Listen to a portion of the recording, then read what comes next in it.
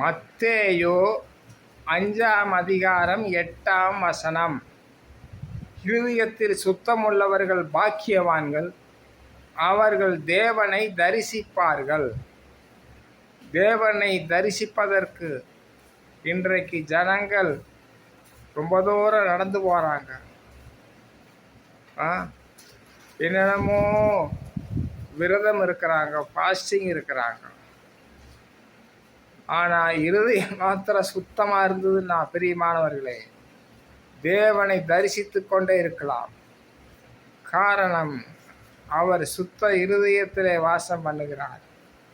யதார்த்தமாக எல்லாம் சொல்ல வேண்டும், அதுதான் யதார்த்தம்.